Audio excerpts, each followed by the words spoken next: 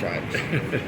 All right, well, anyway, I'm thanking Billy because obviously he's taken the time off today to come and visit me because he runs 2 successful bars in Pattaya, and as I said, they're both, well, they're both profitable, would you say? Yep. Yes. Yeah, that's good.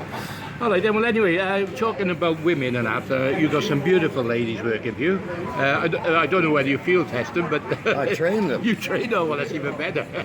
I have 2 jobs. Yeah?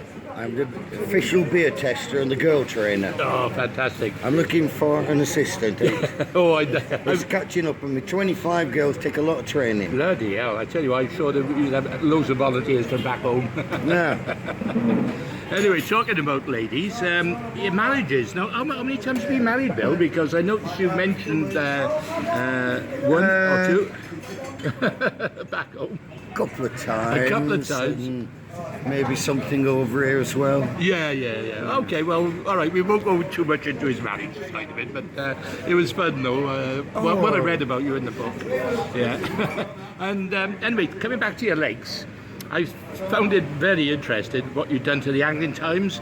As you said, you got that Lucifer inside you, which you can't help yourself. When I set them up on the lake. Oh yeah, that was fantastic. I had the poor buggers sat there. Yeah. The worst storm England's ever witnessed. Yeah. On a lake where I only put the water in the day before. And you brought them down to fish it. Yeah. And you left them there, didn't you? Say, just keep feeding maggots. No. Yeah. I said, put a gallon in. Yeah. A gallon each. Just keep spraying them. They sprayed them and sprayed them. Yeah. And one of my bailiffs came round and said, have you caught anything? Yeah. I said, no. Billy said, we'll empty it. And Morris, the bailiff, said, well, you will in a couple of weeks when we put some fish in. We only put the water in yesterday. Well, that was brilliant. As he mentioned, he got that Lucifer inside him because throughout the book he talks about his little things he does. Sort of brilliant that was. And you mentioned about the Irish festivals, and I think it was it Mark Downs and Downs and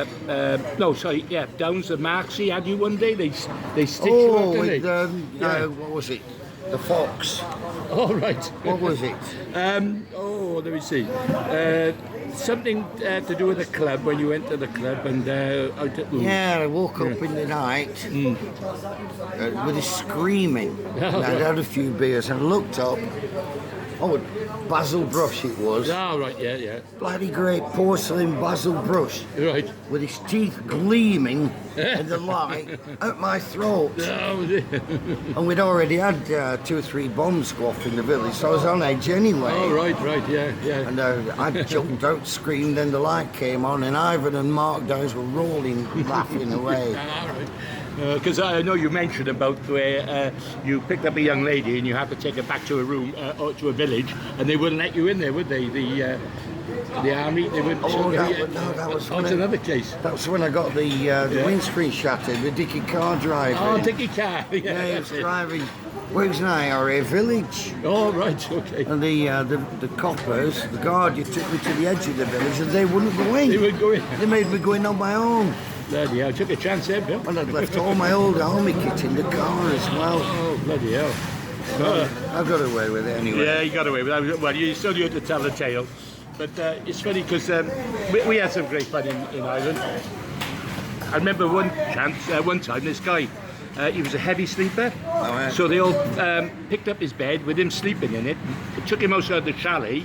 Of course, when he woke up in the morning, he woke up in the car park, thinking, what the hell? We put the coffee table next to it and everything. Oh yeah, so you had some great times in Ireland. Yeah. Oh, fantastic. I had great times throughout my life at fishing. Yeah. That's just some of them. It's almost like a band of brothers, really. It is, yeah. We're all in the same muck heap together, and we all had fun together, you know. Okay, now you also mentioned about Billy Knott as well. Old Billy. Old Bill. You were Old Bill, not young Bill, but Old Bill, yeah? Because I got friendly with Old Bill as well. He borrowed a sieve off me once on the Bristol Haven, and I never got it back off him. No, you wouldn't. And of course, he was into... did he not used to bet or not be a bookmaker on some of the matches? He was, yeah, but... What was that? He got in trouble with the tax office. Oh, okay. Yeah. He... No, right. He only worked in cash, did old Bill. You know, he had an aversion to checks and invoices and this kind of thing. Yeah, okay. And he used to accumulate vast amounts of money. Yeah. Couldn't get rid of it, so he used to go to Acapulco or Rio 3-4 times a year.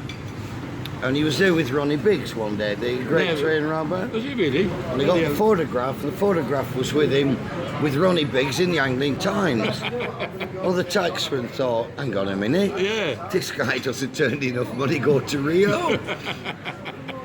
That's when he got his passport and he got his wife to put it in an old pair of jeans and left it in the washing machine for 48 hours.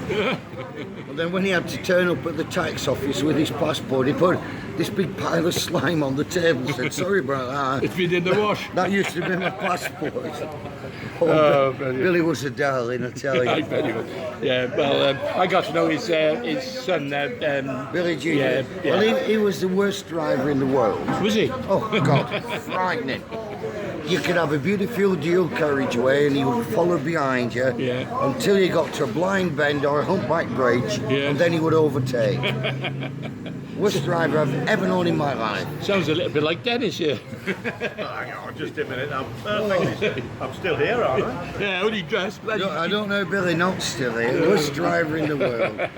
That's when we set Waples up on, you know, the big steep hill? Yeah. Corner grade. Yeah, I know. Cardiac Hill. Cardiac Hill, yeah. Waples, born idle the git was. And when me and Billy had to unload all the time, Waples would find an excuse not to. So this one day, right at the top of Corner Grade Hill, I tipped all his tackle out into the back of the van and I loaded his box up with big rocks. Okay. Threw it on his shoulder, set off down the hill, and all of a sudden he couldn't stop. Oh my God. The only time he stopped was when he got to the river at the bottom of it. Everything went up in the air and he slid it majestically headfirst towards the river. After that he helped us. I bet he did. Yeah, but that's when the bugger, he glued the caps on the plastic tube with my rods. Never. So you're all playing jokes on each other all the time. Yeah. I said to him, John, you're way out your depth, Yeah, you're washing with a master. Well, it was about 3 days later, in a drunken stupor, he woke up 2 o'clock in the morning with 2 naked women in bed with him. Never. Yeah. And I had the camera. You had a camera? Oh yes, I got the photograph. It went to David Hall's magazine and it was published. Johnny in bed with 2 naked women. Oh my God. About 4 weeks later, his wife left him. I don't know what. I wonder why his wife left him.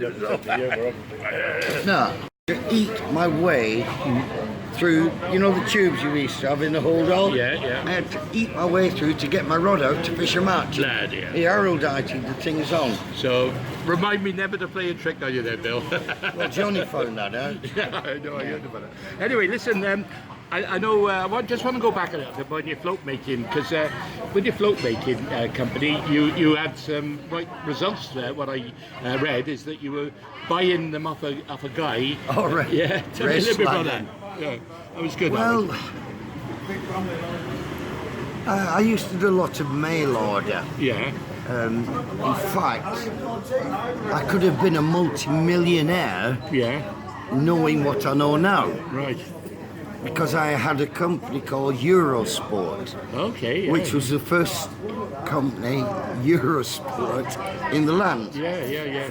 If I'd registered or patented the name, copyrighted it or whatever, I could have syndicated the thing out to television. It was worth millions. I didn't know anything about it. No. So I used to do mail order on these boxes of floats, all the old floats, and I decided to do pole floats one day. So I went over to Ray at Chatteris, when he got these big boxes of old floats where he'd had a cancellation for a European order, and I bought them off him for pennies.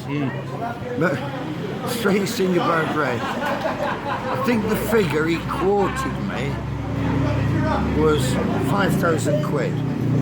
I said, oh, come on, that's too much, Ray. I said, I'll give you 4,000. He said, I won't accept a penny less than 3. So I said, done. And I give you 3,000, drove away with them. Yeah, so I bet you made a few bob on them. Oh, bloody hell, yeah. They worked out about threepence each, something like that. I was selling them for 50, 60 pence. Oh, brilliant. Daft as a brush he was. Brilliant. You mentioned, I don't know if you want to talk about it, is Colin Perry. Colin, yes. Well, I know Colin because I've been bumping into him lately in the last year or two, fishing a couple of matches. Lovely man. Did Colin used to have a shop, did he? Or what was your connection with Colin? Well, when I first made the floats, Yeah. Colin was in partnership with John Dean Okay, all right. and yeah. a chap, something Woods. And the company was Perry Dean and Woods, and they were wholesalers. Right. Drove around on the vans selling to the tackle shops. Okay. And they bought a tackle shop at Mansfield Angling, and I used to sell floats to Colin, Right. Colin and John Dean, Okay. and then they used to take them round to the tackle shops as wholesalers. Right, okay, okay. I'll never forgive Colin. You know the golden peg that you have? Yes, right. Down my legs, I've got a good entry for these opens. We're probably 200 anglers. And I said, we'll run the golden peg, and what I'll do, I'll take £1 Yeah. off every angler and we'll put it in the golden peg. So in a few months you're going to be fishing for 5, 6, 7,000 quid. Bloody hell, yeah. You must be one of the first to do that, then. Well, I don't know, I don't think so, but No, yeah. I said I'll start it off, I'll put £500 in. That's a couple of hundred anglers bugging me, Colin won it. Never. First day. I said you can stuff that without having the Not doing- golden peg again. Not doing that, yeah. Well, Colin's, do you know what? You're asking about 500 bloody quid, I've never forgiven him for that. Well, Colin was fortunate. He went on and won the Witchhaven or the Evesham match twice, I think. right, yeah. So he's a bloody good angler, he was. Oh, it's tiny angler. I think last year he went to fish for the veterans as well. I don't think he done any good, like, but I do. As I say, I fished the Thames Championships last year, and he actually won second in the section, and he sat for the big bream, like. So he's still around, and he's Oh, yeah, he's good still angler, having good- the real class act was his partner John Dean. Oh yeah, John. Yeah, You know, well, John was he was a legend, wasn't he? one of these guys gifted with so much natural ability. It was scary. It really was. Yeah, so he gave up fishing quite quickly, though, didn't he? Or early, I would say. Reputedly, the swim feeder killed him. Oh, yeah, that killed a lot of anglers. Yeah. And he would sit down on the train to catch 15 pound of roach, which nobody else in the country could have done. Yeah. And somebody 2 pegs away and toss a plastic pig out and get 25 pound a job. Yeah, well, that was that was the end of him. And I think he just lost interest because of that, really. Yeah. But at the time, I always thought he gave up because he found it too easy. Oh, well, He was that good. very interesting.